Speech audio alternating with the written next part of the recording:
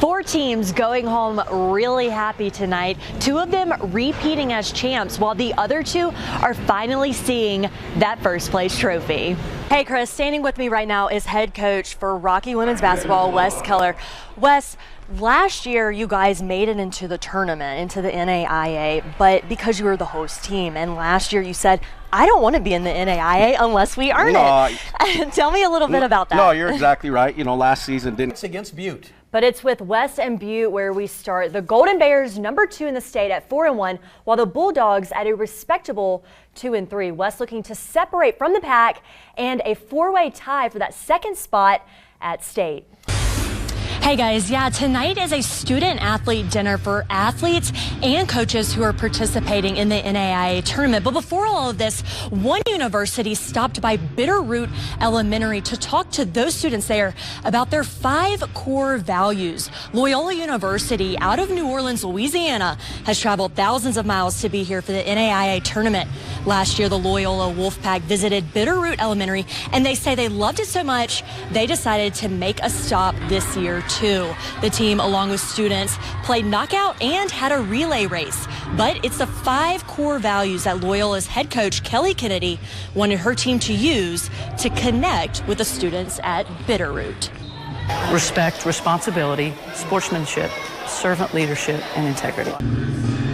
Now coming up, I spoke with Mark Adams earlier today. He is a college basketball analyst for ESPN. He's going to be the keynote speaker tonight, but he also had the chance to talk with Rocky firsthand earlier today after their practice. Hear what he had to say coming up later in the show.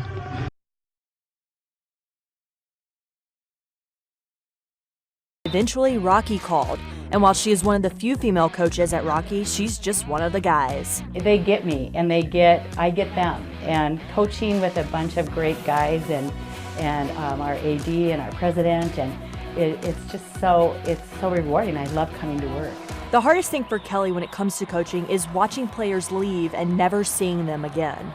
You hope that you impacted their life and that they're successful in their life.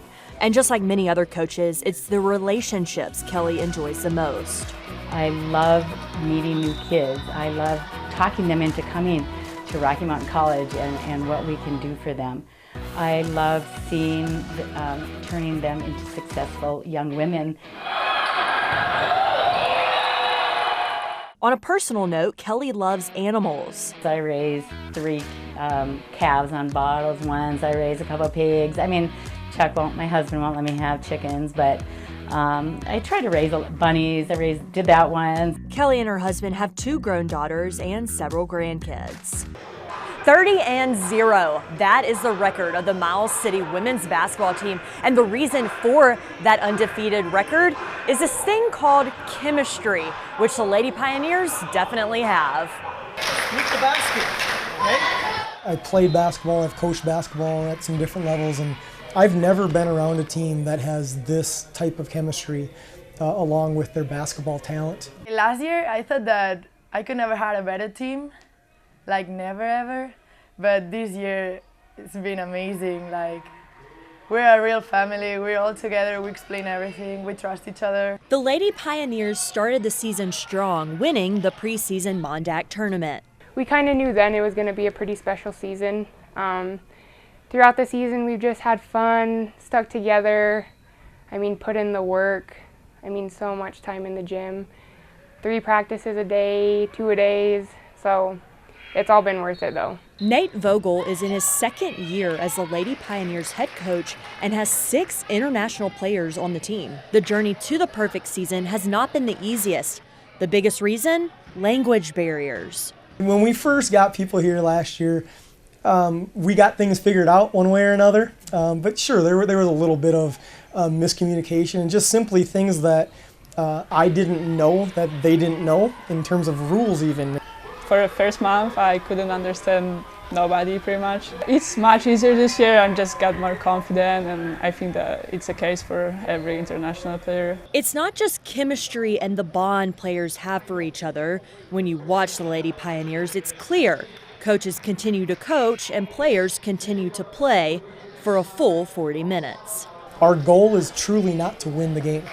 Our goal is to play to our potential.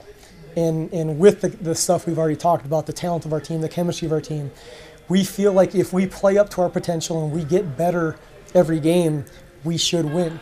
And so when we're up 40 or 50 or up 2 or losing by 2, the coaching and what we're trying to accomplish doesn't change. We're still trying to be the absolute best we can be. And we have to win. That's the difference. Next up for Miles City is regionals, which they will host. If they win out, they'll head to Illinois. And if they win there, they'll head to the national tournament in Texas. For now in Miles City, I'm Lori Buhring, SWX Montana.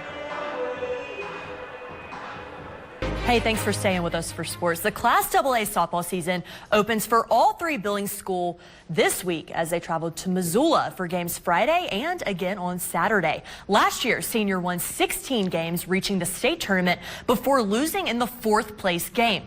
The Bronx graduated 3 seniors off that team, but returned 4 this spring. While the season officially opens this weekend, senior did see action last Saturday in a jamboree played at Skyview. The team came away pleased with their effort against games with Bozeman and Belgrade. At the jamboree, we hit very well so early. Now the Bronx will face the Spartans this Friday for a doubleheader that'll be in Missoula. All right, some quick news from Buhring Central High School. The boys and girls soccer squads have a new head coach. Nolan Trafton will lead the boys and girls teams this upcoming fall season. He's currently an elementary teacher at St. Francis, and for the past 5 seasons, Trafton has acted as the assistant boys soccer coach. He has also spent several years coaching competitive soccer clubs in the Magic City. All right, to college baseball. After spending the first 28 games on the road, MSU Billings returns home to play their next 12 games. Jackets play 4 games at Dealer Park this weekend against St. Martin's, a team they swept earlier this season. Jackets own first place in the GNAC conference standings at 14-6 and have won 10 of their last 11 games. More important, it's a team more than ready to get off the road and settle in for the next 3 weeks. Get first half of the conference on the road. It's hard on our body. I think it'll do us a lot of good. The Yellow Jackets will have a doubleheader this Saturday against the Saints of St. Martin's. First pitch for Game 1 is 1 o'clock. Now to college football. When Bobby Houck returned to coach the Grizz last year, he inherited a team that was depleted on the offensive line. A year later, that's beginning to change. With 4 redshirt seniors and 4 redshirt juniors on the roster, the O-line returns with much needed experience. An early emphasis for offensive line coach Chad Germer has been run blocking, especially with spring standout Cy Sermon. Head coach Bobby Houck and quarterback Dalton Sneed think this group, despite being young, possesses plenty of potential. They're getting a lot better. They're getting better every day.